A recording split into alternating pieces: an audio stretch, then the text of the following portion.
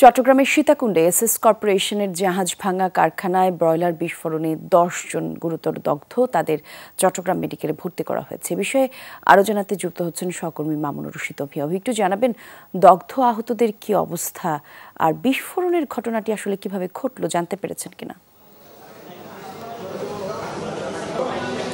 দগ্ধদের অবস্থা আসলে খুবই খারাপ এবং চিকিৎসকরা যেটি এখন পর্যন্ত আমাদেরকে জানিয়েছেন 2 থেকে একেবারে 90% কিন্তু তাদের শরীরে একেবারে পুড়ে গেছে এবং তারা বলছিলেন যে এটি ধারণা করছেন যে এটি মূলত আগুনে পোড়া এবং কেমিক্যাল থেকে হয়েছে কিনা সেটি কিন্তু এখন পর্যন্ত তারা সঠিকভাবে আসলে বলতে পারেননি।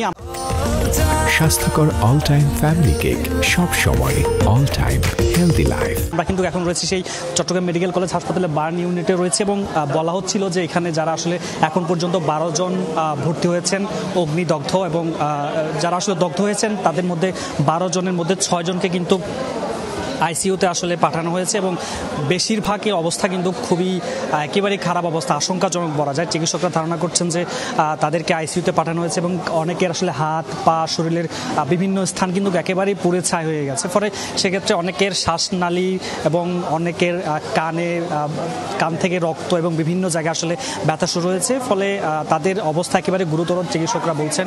আমরা যতটুকু খবর পেয়েছি এসএন কর্পোরেশনের যে একটি জাহাজ সেটি ভাঙতে গিয়ে মূলত ইঞ্জিন রুমে একটি বিস্ফোরণ ঘটে। এরপরে আসলে তারা এরপর আর কোনো কিছু বলতে পারেনি এবং যারা আসলে স্বজন ছিলেন খবর পেয়ে কিন্তু চট্টগ্রাম মেডিকেল কলেজ হাসপাতালে এসেছেন, তাদের সাথে কথা বলছি। তারাও আসলে বলছেন যে খবর পেয়ে তারা এখানে এসেছেন এবং কর্তৃপক্ষ বলছেন তারা আসলে কোনো ধরনের এখন বক্তব্য দেননি। তবে এই জাহাজ ভাঙার যে শিল্প সেটি সেই এসএন কর্পোরেশনটি জাহাজ ভাঙতে গিয়ে যে ঘটনা ঘটে সেটি বিষয়ে অনেকেই ক্ষুব্ধ প্রকাশ করছেন এবং তারা বলছেন যে এই ঘটনা আসলে সুষ্ঠু বিচার করার জন্য এবং এটি কিন্তু একটি গ্রিন শিপইয়ার্ডের একটি জাহাজ ভাঙতে গিয়ে তাদের এই দুর্ঘটনা ঘটে এবং চট্টগ্রাম সীতাকুণ্ড এলাকায় যেই 3 থেকে 4টি এখন পর্যন্ত গ্রিন শিপইয়ার্ডে রাপ করে, কিন্তু এই গ্রিন শিপইয়ার্ডের প্রথমবারের মতো একটি দুর্ঘটনা ঘটেছে, এই যে বিস্ফোরণ ঘটেছে এবং তাদের প্রত্যেকের অবস্থা কিন্তু এখন পর্যন্ত আশঙ্কাজনক বলা যায় এবং তারা যারা স্বজন রয়েছেন তারা আসলে চিন্তা করছেন যে ঢাকায় অনেকে পাঠানোর কথা এবং যদি এখানে পর্যাপ্ত চিকিৎসা না পায় বা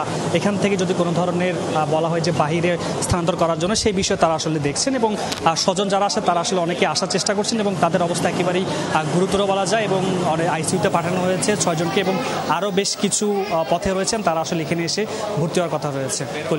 ধন্যবাদ আপনাকে অভি।